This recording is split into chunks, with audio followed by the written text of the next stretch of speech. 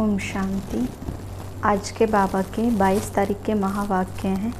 बाबा ने हम बच्चों को समझाया कि बच्चे इस समय बिल्कुल लास्ट समय आ चुका है, कलयुग का अंतिम समय पास है।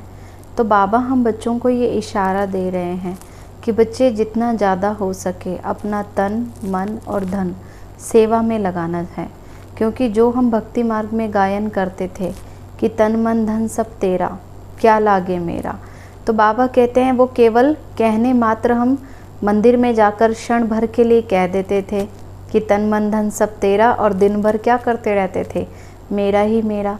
तो इसलिए अब बाबा हम बच्चों को याद दिलाते हैं कि बच्चे अब ये समय चल रहा है जबकि तुम बच्चे प्रैक्टिकल में तन मन और धन को सेवा में सफल कर सकते हो, क्योंकि इस समय डायरेक्ट परमात्मा हम बच्चों का भाग्य बनाने के लिए आए हैं।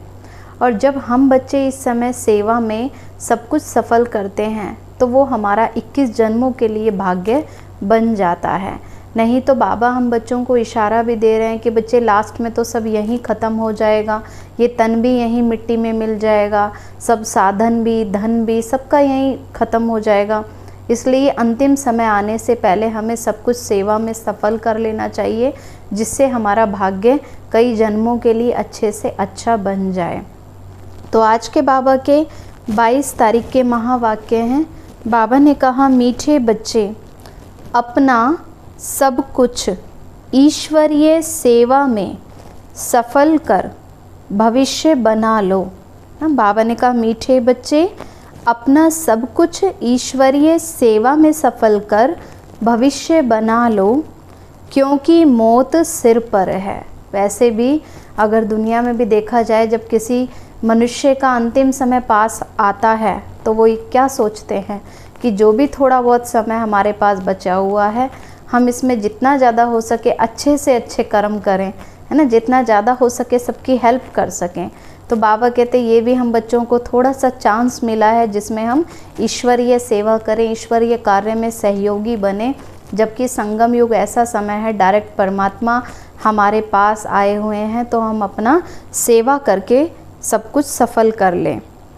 प्रश्न है, ज्ञान सुनते हुए भी बच्चों में उसकी धारणा क्यों नहीं होती है? ज्ञान सुनते हुए भी बच्चों में उसकी धारणा क्यों नहीं होती है? उत्तर है, क्योंकि विचार सागर मंथन करना नहीं आता है। बाबा कहते ज्ञान केवल सुन लेना काफ़ी नहीं है, लेकिन बाबा ने हम बच्चों को कहा कि बच्चे सारा दिन बाबा की बातों को मन में बार बार रिपीट करते रहना चाहिए। जैसे गायें होती है, जल्दी जल्दी घास खा लेती है, भोजन खा लेती है, और फिर पूरा दिन उसकी क्या करती है, जुगाली करते रहते हैं ना। तो ऐसे बाबा भी हम बच्चों को याद दिलाते हैं कि बच्चे मुरली सुन ली आपने, चाहे एक बार चाहे 2 बार, लेकिन फिर बार बार उसको क्या करते रहना है, रिवाइज करते रहना है। तो उत्तर है, क्योंकि बच्चे विचार सागर मंथन नहीं करते, विचार सागर मंथन करना नहीं आता। बुद्धि योग देह और देह के संबंधों में लटका हुआ है ना, इसलिए ज्ञान की धारणा नहीं होती। पहले जब बुद्धि से मोह निकले तब तो कुछ धारणा भी हो। मोह ऐसी चीज़ है जो एकदम बंदर बना देता है ना। जैसे बंदर होता है ना, बंदर के अंदर 5 विकार होते हैं, ऐसे ही बाबा ने कहा वो मोह में जो मनुष्य फंसा होता है तो वो बंदर की तरह हो जाता है। जैसे बंदर का बच्चा होता है ना, वो मर भी जाता है तो भी उसे छोड़ता नहीं है। तो ऐसे आज मनुष्य मोहवश देह और देह के संबंधों की बातों में उलझे रहते हैं। इसलिए बाप बच्चों को पहला पहला वादा याद दिलाते हैं कि देह सहित देह के सब संबंधों को भूलो और मुझे याद करो। गीत है, भोलेनाथ से निराला कोई और नहीं, बिगड़ी को बनाने वाला कोई और नहीं। ओम शांति। बाप बैठ समझाते हैं ना। बाबा देखो रोज़ हम बच्चों को कितना प्यार से समझाते हैं, अलग अलग युक्तियाँ बताते हैं। कोई इतना दुनिया में तो इतना प्यार से समझाएंगे भी नहीं जितना बाबा रोज़ हम बच्चों से बातें करते हैं, हमें ज्ञान देते हैं, अलग अलग युक्ति बताते हैं कि कैसे हम माया पर विजय प्राप्त कर सकते हैं। तो अब बच्चों को ये तो अच्छी तरह मालूम है कि बेहद के बाप को ही कहा जाता है बिगड़ी को बनाने वाला, क्योंकि इस समय जब मनुष्यों का जीवन बिल्कुल बिगड़ जाता है माया की मत पर चलने के कारण, तो एक शिव बाबा ही है जो आकर सबकी बिगड़ी बनाते हैं। कृष्ण बिगड़ी को सुधार नहीं सकते, है ना। कृष्ण का तो पार्टी सतयुग में होता है, वो तो कलयुग में आ ही नहीं सकते। कहते हैं देवताओं के तो पैर भी धरती पर नहीं पड़ते हैं, उनका तो जन्म ही अपने समय पर होता है। गीता का भगवान कृष्ण नहीं शिव है। शिव बाबा रचयिता है ना, और कृष्ण है रचना। स्वर्ग का वर्षा देने वाला तो स्वर्ग का रचयिता ही तो हो सकता है। स्वर्ग का वर्षा कौन देंगे? जिसने स्वर्ग रचा है। और स्वर्ग कौन रचते हैं? शिव बाबा। तो यही भारत की मुख्य बड़े बड़ी भूल है कि श्री कृष्ण को क्या समझ लिया? गीता ज्ञान दाता समझ लिया। अब श्री कृष्ण को बाबा तो कोई नहीं कह सकता ना, वर्षा तो बाबा से ही मिलता है। दुनिया में भी देखेंगे ना कि पिता से ही बच्चों को प्रॉपर्टी मिलती है। अब श्री कृष्ण को तो कोई बाबा नहीं कहेंगे ना। तो भारत में श्री कृष्ण शहजादा राधे शहजादी गाई हुई है ना। महिमा फिर ऊंचे ते ऊंचे बाप की है, फिर सारी महिमा परमात्मा की भी करते हैं। क्या कि ऊंचा तेरा धाम है, ऊंचा तेरा नाम है, ऊंचा तेरा काम है। वो ज्ञान का सागर है, दुख हरता सुख करता है, कर्मों की गति को जानने वाले हैं, काल के पंजे से छुड़ाने वाले हैं ना, पतित पावन है, सर्व के सदगति दाता हैं। तो ये सारी महिमा किसकी है? शिव बाबा की है ना। श्री कृष्ण है ऊंचे ते ऊंच रचना। शिव बाबा रचयिता है तो श्री कृष्ण उनकी सबसे ऊंची रचना है, विश्व का मालिक है। माना श्री कृष्ण को फर्स्ट नंबर में विश्व का मालिक बनाते हैं। तो उसको कहा जाता है सूर्यवंशी डीटी डायनेस्टी। बाबा ने कहा सतयुग क्या है? देवताओं की राजधानी है। तो गीता भी आदि सनातन देवी देवता धर्म का शास्त्र है। सतयुग में तो किसको ज्ञान सुनाया नहीं है। ज्ञान सुनाने की आवश्यकता कब होती है? जब मनुष्य बेसमझ बन गए होते हैं। तो बेसमझ इस कलयुग के समय पर होते हैं, जब कलयुग का अंत होता है। तो इस समय बाबा आकर हम बच्चों को सच्चा गीता ज्ञान देते हैं। संगम पर ही तो बाप ने सुनाया है ना, क्योंकि बाबा ने इस समय हमें सत्य ज्ञान सुनाया। फिर भक्ति मार्ग में क्या किया? इन ज्ञान की बातों में बहुत सारी बातें अपनी मिक्स करके, बहुत सारी काल्पनिक कहानियाँ एडिशन कर करके गीता भी देखो कितनी मोटी बना दी है। तो बाबा कहते हैं बच्चे संगम पर ही बाप ने सुनाया है, चित्रों में भी पहले यही सिद्ध करना है। दोनों के चित्र देते हैं। गीता का भगवान ये रचयिता है जो पुनर्जन्म रहित है, ना कि श्री कृष्ण, है ना। बाबा ने कहा एग्जीबिशन होती है तो श्री कृष्ण के और शिव के चित्र में डिफरेंस समझाया जाता है ना। तो तुम जानते हो शिव बाबा ही हमें हीरे तुल्य बनाते हैं। गाया भी जाता है हीरे तुल्य और कोड़ी तुल्य। सतयुग में हम बच्चे क्या थे? हीरे तुल्य। और कलयुग के अंत तक आते आते कैसे बन जाते हैं? कोड़ी तुल्य, जिसकी कोई वैल्यू नहीं रह जाती। तो बच्चों की बुद्धि में यह रहना चाहिए कि बाप का फरमान है, तुम मुझे याद करो और वर्षे को याद करो। वह है बेहद का बाप। कृष्ण तो है हद का मालिक, भल विश्व का राजा बनता है। शिव बाबा तो राजा नहीं है ना। बाबा कहते बच्चे मैं तो राजा ही तुम बच्चों को देने के लिए आता हूँ, मैं खुद तो राज्य करता नहीं हूँ। गीता की वास्तव में बड़ी महिमा है, साथ साथ भारत की भी महिमा है। भारत सब धर्म वालों का बड़ा तीर्थ है। सिर्फ कृष्ण का नाम डाल देने से सारा महत्व उड़ जाता है, क्योंकि इस समय खुद परमपिता परमात्मा शिव आकर के सारा कार्य करते हैं। लेकिन मनुष्य ज्योति बिंदु परमात्मा को ना पहचानने के कारण किसको भगवान समझ लेते हैं? श्री कृष्ण को भगवान मान लेते हैं। तो इस कारण ही भारत कोड़ी तुल्य बन गया है तो ड्रामा। बाबा कहते बच्चे कुछ भी चल रहा है लेकिन क्या समझना है? ड्रामा समझ करके देखते रहना है ना। है तो ये ड्रामा ही, तो ड्रामा अनुसार ही है, परंतु फिर भी सावधान तो करना होता है। बाबा समझाते तो बहुत अच्छी रीति हैं, दिन प्रतिदिन गुह्य बातें सुनाते रहते हैं।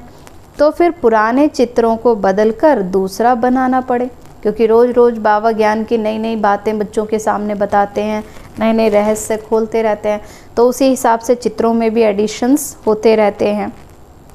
बाबा ने कहा बच्चे ये तो अंत तक होता ही रहेगा, तो बच्चों को बुद्धि में अच्छी रीति रखना चाहिए कि शिव बाबा हमको वर्षा दे रहे हैं। कहते हैं माम एकम याद करो तो विकर्म विनाश होंगे, कृष्ण को याद करने से विकर्म विनाश नहीं होंगे। बाबा कहते बच्चे तुम बच्चे भी देह सहित हो और याद भी देहधारी को ही कर रहे हो, तो कुछ भी पाप का बोझ नहीं उतरेगा। तो वह सर्वशक्तिमान तो है नहीं, कृष्ण को तो सर्वशक्तिमान नहीं कहेंगे, सर्वशक्तिमान तो एक बाप ही है ना। वर्षा भी तो वह देते हैं, मनुष्य कृष्ण को याद करते रहते हैं। अच्छा समझो, कृष्ण ने कहा तो वह भी तो यही कहते कि देह के सब संबंध छोड़ माम एकम याद करो। आत्मा तो बाप को याद करेगी ना, कृष्ण तो सभी आत्माओं का बाप नहीं है, क्योंकि सभी धर्म में श्री कृष्ण को तो भगवान नहीं मानते, सभी धर्म वालों ने भी परमात्मा को एक ज्योति रूप में ही माना है। तो ये सब विचार सागर मंथन कर बुद्धि में धारण करना चाहिए। कोई कोई तो मोह में फंसने के कारण फिर धारणा नहीं कर सकते हैं, क्योंकि जिस भी चीज़ का मोह होगा, कोई व्यक्ति से होगा, कोई साधनों से होगा ना, कोई भी आदतों से होगा, तो सारा दिन बस बुद्धि उन्हीं चीज़ों में फंसी रह जाएगी, फिर ज्ञान का मंथन भी नहीं कर सकेंगे और धारणा भी नहीं कर सकेंगे। तो तुम गाते भी तो आए हो, फिर बाबा बच्चों को भक्ति मार्ग का वादा याद दिलाते हैं कि बच्चे तुम गाते आए हो कि और संग तोड़ एक बाप संग जोड़ेंगे, मेरा तो एक दूसरा ना कोई। वैसे भी प्रैक्टिकल में देखा जाए तो आत्मा का सच्चा साथी कौन है? एक परमात्मा ही है। जब हम ये शरीर छोड़कर जाते हैं तो ना कोई मित्र संबंधी हमारे साथ जाते हैं, ना ये शरीर जाता है, ना कोई धन हम अपने साथ ले जाते हैं, ना कोई साधन ले जाते हैं। तो इस शरीर को छोड़ने के बाद आत्मा का साथी केवल एक परमात्मा ही है। तो बाबा ने कहा बच्चे तो गायन भी करते हैं कि मेरा तो एक दूसरा ना कोई, परंतु मोह फिर ऐसी चीज़ है जो एकदम बंदर बना देते हैं। हाँ, मनुष्य मोहवश कैसे कर्म करते हैं। बंदर में भी मोह लोभ बहुत होता है। साहूकार लोगों को भी समझाया जाता है कि अभी मौत सामने खड़ा है। जो साहूकार लोग हैं वो तो अपने ही धन दौलत में, अपने साधनों में इतना फंसे रहते हैं। जब उनसे कहा जाता है थोड़ा ज्ञान सुनो, थोड़ा अच्छे कर्म करो, शिव बाबा को याद करो, है ना, तो क्या कहेंगे हमारे पास तो फुर्सत ही नहीं है। तो उनको ये समझाना चाहिए कि अभी तो मौत भी सामने खड़ा है। तो ये सब ईश्वरीय सेवा में लगा, तो अपना भविष्य बना लो। बाबा हम बच्चों को कहते हैं ना कि बच्चे अब तो अंत में सब कुछ विनाश ही हो जाएगा, इसलिए जितना हो सके सब कुछ सेवा में सफल करो और अपना भविष्य बना लो। परंतु बंदर मुआफिक लटक पड़ते हैं, छोड़ते ही नहीं हैं। बाप कहते हैं जो भी देह सहित देह के संबंध हैं उनसे बुद्धि योग हटाओ, है ना। बुद्धि योग हटाना माना बाबा क्या कहते हैं कि बच्चे डिपेंडेंसी नहीं रखनी, एक्सपेक्टेशंस नहीं रखनी है। अपना सच्चा जो सहारा है वो केवल एक बाबा को बनाना है। बाकी बाबा कहते हैं बच्चे सबके साथ रहना भी है, हंसना बोलना भी है, अच्छे से व्यवहार भी करना है, लेकिन बुद्धि का योग हमारा कहाँ रहे, एक बाबा के साथ जुड़ा रहे। तो बाप की श्रीमत पर चलो। तुम कहते हो ना ये धन बाल बच्चे आदि सब ईश्वर ने दिया है ना। वैसे भी दुनिया में भी तो कहते हैं कि सब कुछ किसका दिया हुआ है, ईश्वर का ही दिया हुआ है। तो अब वह खुद आए हुए हैं, कौन? शिव बाबा, है ना। इस समय खुद शिव बाबा आए हुए हैं और तुम बाबा कहते हैं बच्चे तो तुम्हारा ये धन दौलत आदि तो अब सब कुछ ही ख़त्म हो जाना है। किसकी दबी रही धूल में, किसकी आग जलाए, किसकी चोर लूट ले जाए, सफल किसकी होगी? जो खर्चे नाम धनी के, माना एक परमात्मा के सेवा में जो जीवन लगाते हैं, सब सफल करते हैं, तो उनका जन्म जन्म के लिए भाग्य बन जाता है। तो अंत में तो अर्थक्वेक आदि सब होगा। बाबा कहते हैं ना यही तो अंतिम घड़ियाँ चल रही हैं, तो इसमें बाबा बच्चों को कहते हैं बच्चे अर्थक्वेक आदि सब होगी, ये सब खलास हो जाएगा। एरोप्लेन गिरते हैं व आग आदि लगती है तो तो पहले पहले अंदर चोर घुसते हैं, है ना। वो सोचते हैं जितना हो सके हम लूट लें, चोरी कर लें जब तक पुलिस आए। तो बाप समझाते हैं, बच्चे देहधारियों से मोह निकालना चाहिए, मोह जीत बनना है। देह अभिमान तो है सबसे पहला नंबर दुश्मन, देवताएं तो देही अभिमानी हैं। बाबा कहते हो ना, बच्चे सारा दिन बच्चे किस में रहते हैं, देह अभिमान में रहते हैं कि मेरे जितना कोई समझदार नहीं है, मेरे जितना कोई अच्छा नहीं है, मेरे जितना काम कोई नहीं कर सकता, मैं बहुत फास्ट वर्कर हूँ, मैं बहुत इंटेलिजेंट हूँ।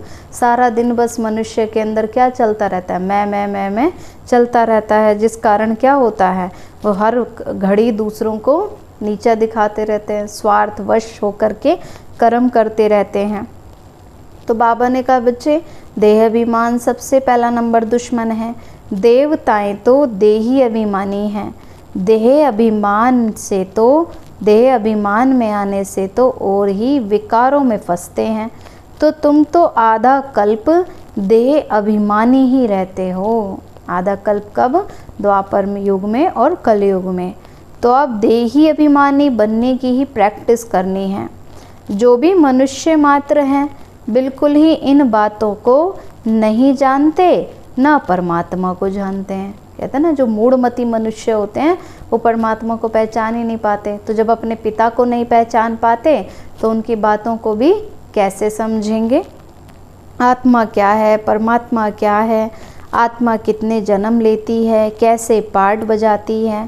तो हम सब एक्टर्स हैं, ये किसको पता ही नहीं है। बस इसी दुनिया में मैं और मेरे में फंसे रहते हैं। ये नहीं जानते कि हम तो यहाँ केवल मेहमान की तरह हैं, इस दुनिया में एज अ गेस्ट हैं, कुछ समय के लिए इस धरती पर आए हुए हैं। तो इसलिए तो मनुष्य आज ऑर्फन अर्थात निधन के बन गए हैं, अपने पिता को ही भूल गए हैं ना। अब वह तो कहते हैं आत्मा ज्योति में लीन हो जाती, परंतु आत्मा तो अविनाशी है। आत्मा में तो 84 जन्मों का पाठ नोंदा हुआ है। अगर आत्मा लीन हो जाए फिर तो अस्तित्व ही ना रहे आत्मा का।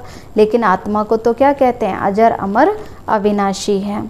आत्मा एक स्टार है, फिर भी मनुष्य समझते नहीं, आत्मा सो परमात्मा कह देते हैं। बाप को बिल्कुल जानते ही नहीं हैं। आत्मा के लिए भी कहते हैं भ्रकुटी के बीच में सितारा चमकता है, और परमात्मा के लिए तो कुछ बताते ही नहीं, है ना। कभी उसको नाम रूप से न्यारा कह देते हैं, कभी उनको कह देते हैं कि वो सर्वव्यापी है। तो बाबा ने कहा, बच्चे तो कुछ भी बताते ही नहीं, तो उनको परम आत्मा कहा जाता है। वह भी तो परम धाम में ही रहते हैं। कौन, शिव बाबा, है ना। परम धाम में हम बच्चे शिव बाबा के साथ में रहते हैं। हम आत्मा भी बिंदी हैं, वह भी बिंदी हैं, शिव बाबा भी बिंदी हैं, सिर्फ पुनर्जन्म रहित हैं। अंतर क्या है आत्मा और परमात्मा में, कि हम आत्माएं जन्म मरण के चक्र में आते हैं, शिव बाबा जन्म मरण से न्यारे हैं। आत्माएं पुनर्जन्म में तो आती हैं, परमात्मा पुनर्जन्म रहित है। परमात्मा के लिए तो कहा जाता है ज्ञान का सागर, आनंद का सागर, पवित्रता का सागर है। देवताओं को भी ये वर्षा किसने दिया, शिव बाबा ने दिया ना। देवताओं को भी इतना लायक शिव बाबा ने बनाया। सर्वगुण संपन्न, 16 कला संपूर्ण, संपूर्ण निर्विकारी, मर्यादा पुरुषोत्तम और अहिंसा परमो धर्म। इन देवताओं जैसा अभी कोई है नहीं। उन्हों को ये वर्षा कैसे मिला ये किसी को पता ही नहीं है, कि शिव बाबा ने इतना वर्षा दिया, इतना लायक बनाया, संगम युग पर कितना ज्ञान दिया। बाबा ही आकर समझाते हैं ना, उनको ही ज्ञान का सागर कहा जाता है।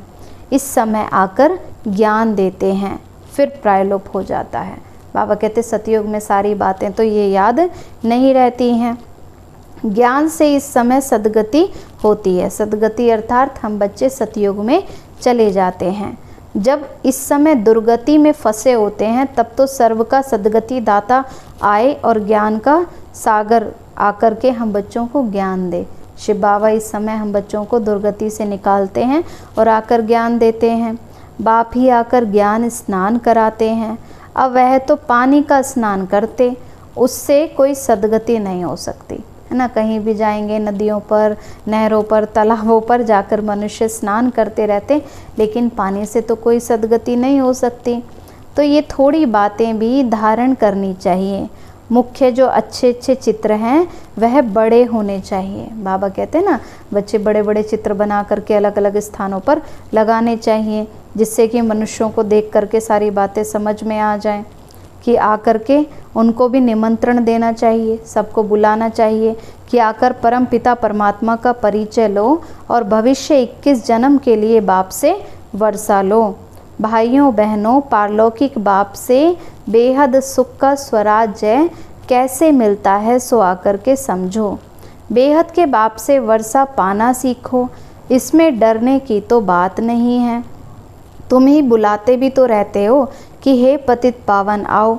बाप भी कहते हैं काम महाशत्रु है, पावन दुनिया में जाना है तो पावन जरूर बनना है। वैसे भी मनुष्य कहते हैं ना कि भगवान हमें सुख चैन की दुनिया में ले चलो, तो बाबा कहते हैं बच्चे अगर पावन दुनिया में जाना है तो पवित्र तो जरूर बनना है।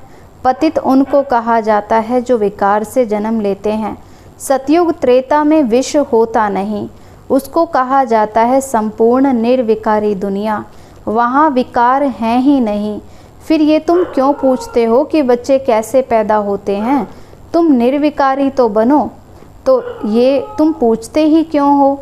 तुम बाप को याद करो, जन्म जन्मांतर के तुम्हारे विकर्म तभी तो विनाश हो। ये तो इस समय है ही पाप आत्माओं की दुनिया और वह है पुण्य आत्माओं की दुनिया। तो ये अच्छी रीति बुद्धि में बिठाना है। भक्ति का फल भगवान आकर देते हैं। बाप ही सर्व की सद्गति कर स्वर्ग का मालिक बनाते हैं। बाप कहते हैं अब पवित्र बनो, माम एकम याद करो, ये है महामंत्र। बाप से वर्षा जरूर मिलेगा। बाप कहते हैं बच्चे तुम मुझे याद करेंगे तो तुम सतो प्रधान बन जाएंगे। सीढ़ी पर भी समझाना चाहिए, सीढ़ी के चित्र पर बाबा ने कहा समझाना चाहिए। दिन प्रतिदिन हर चीज़ सुधरती जाती है। बाबा कहते हैं हर चीज़ में, चित्रों में, सब में बाबा बच्चों से करेक्शन भी कराते रहते हैं ना। बाबा कहते बच्चे सतयुग में तो एक ही देवी देवता धर्म था और कोई धर्म नहीं था, तो वह जो पवित्र इस समय बनेंगे वही तो पवित्र दुनिया में भी आएंगे। इस समय जितनी ताकत तुम्हारे में भरती जाएगी उतना ही तुम पहले आएंगे। बाबा कहते हैं उतना ही सतयुग में पहले नंबर में जन्म लेंगे। सब इकट्ठे तो नहीं आएंगे, ये भी तुम जानते हो। सतयुग में देवी देवताएं तो बहुत थोड़े होते हैं, पीछे वृद्धि को पाते हैं। प्रजा में तो फिर ढेर होंगे, तो समझाने वाले भी बड़े अच्छे चाहिए। बाबा कहते इस समय ज्ञान की धारणा जो बच्चे करते हैं वही ज्ञान दूसरों को समझा भी सकते हैं। बोलो कि बेहद के बाप से आकर के वर्षा लो, जिसको तुम पुकारते आए हो कि हे बाबा हे ईश्वर, तो उनका वास्तव में नाम ही शिव है। ईश्वर व प्रभु व भगवान कहने से ये समझते ही नहीं है कि वह हमारा बाप है ना। ईश्वर प्रभु भगवान कहते हैं तो समझते हैं वो बहुत दूर है, ये भूल ही गए कि वो हमारा बाप है, वो हमारे साथ है। वो परम पिता शिव परमात्मा है, जिसको हम प्यार से शिव बाबा कहते हैं। तो वह बाप है, उनसे ही हमको वर्षा मिलता है। शिव बाबा कहने से वर्षा भी याद आता है। उनको कहते ही हैं शिव परमात्माए नमः।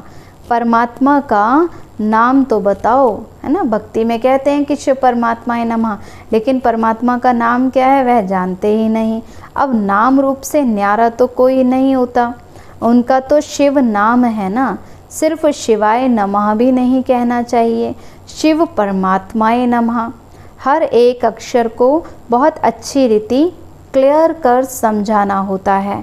शिवाय नमः कहने से भी बाप का मज़ा नहीं आता है ना। मनुष्यों ने तो सब नाम ऊपर अपने ऊपर ही रख दिए हैं। आज मनुष्य अपने को भी शिवोहम कह देते हैं, अपने को श्री श्री 108 जगत गुरु कह देते हैं।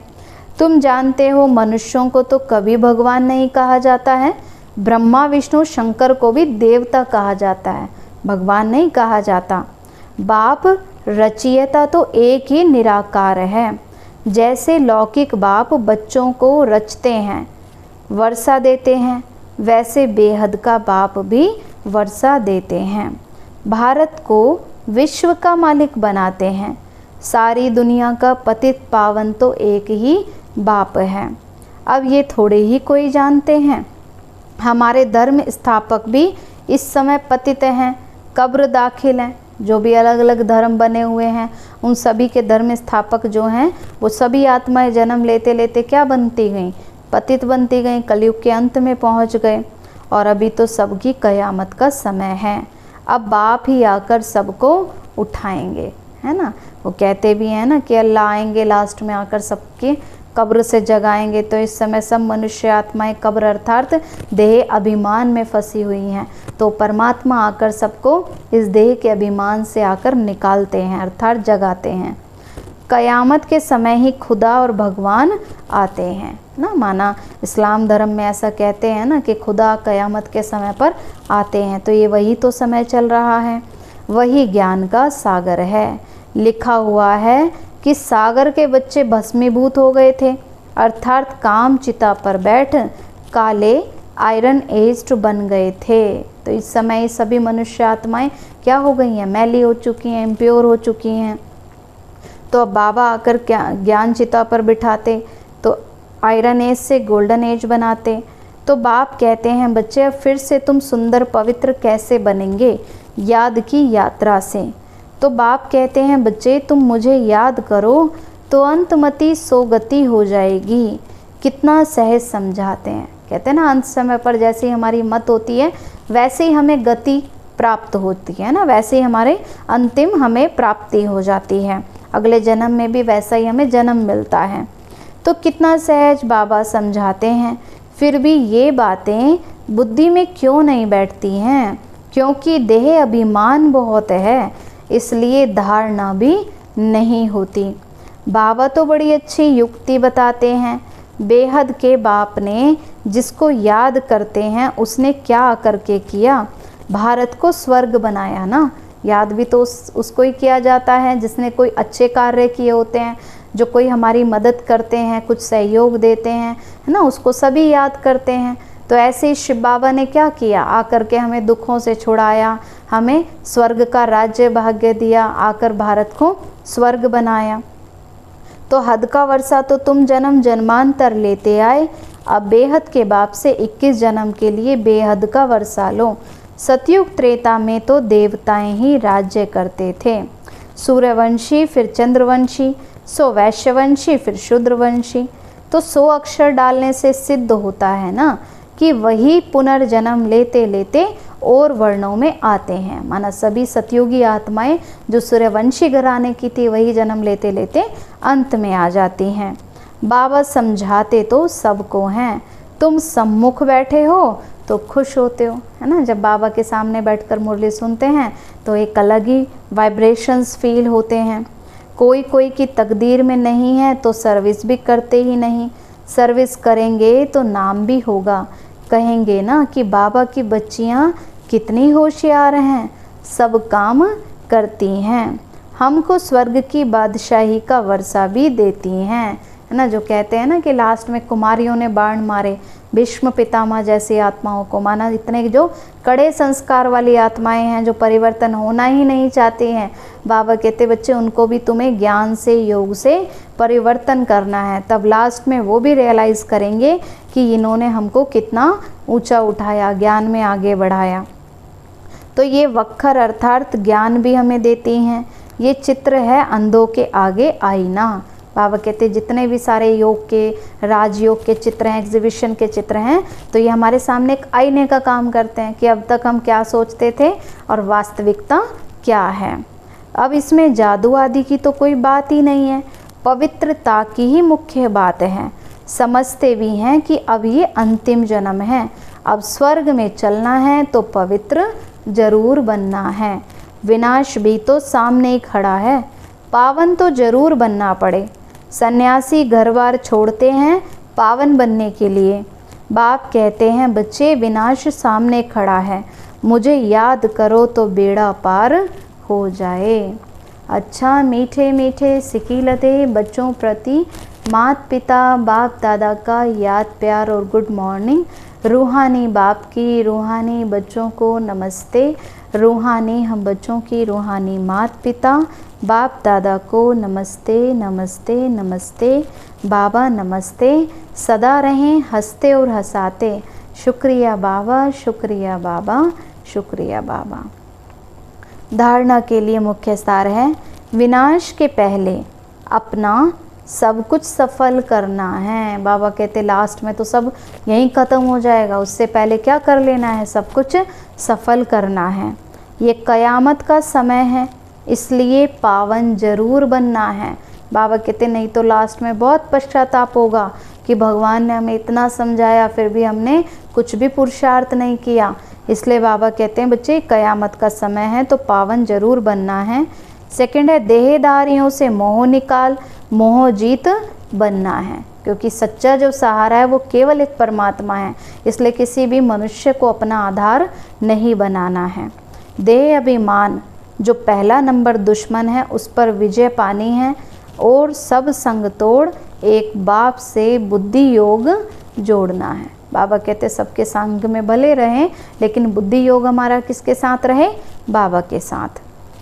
वरदान बाबा ने दिया, मनन शक्ति द्वारा शक्तिशाली बन, विघ्नों के फोर्स को समाप्त करने वाले, सर्व आकर्षण मुक्त भव। बाबा कहते सब आकर्षणों से मुक्त कब बनेंगे, जब बाबा कहते मनन शक्ति अपने अंदर होगी, ज्ञान की मनन चिंतन चलता रहेगा, ज्ञान की धारणा तभी होगी, तभी विघ्नों के फोर्स को समाप्त कर पाएंगे।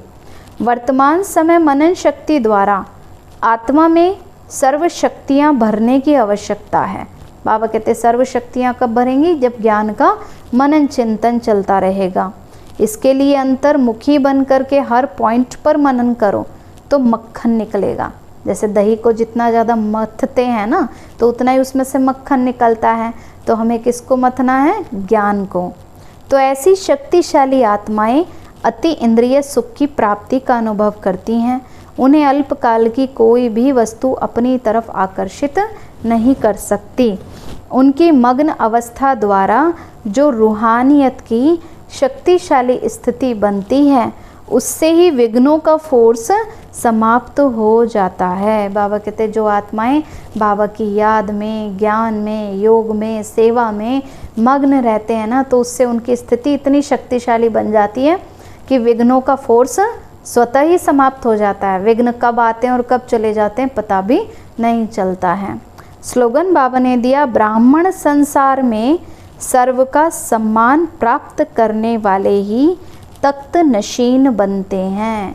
बाबा कहते इसलिए बाबा के दिल तख्त पर और विश्व राज्य तख्त पर तभी बैठेंगे जब स्वमान में भी रहेंगे, सबको सम्मान देंगे और सबका सम्मान प्राप्त करेंगे। अच्छा, ओम शांति, ओम शांति, ओम शांति।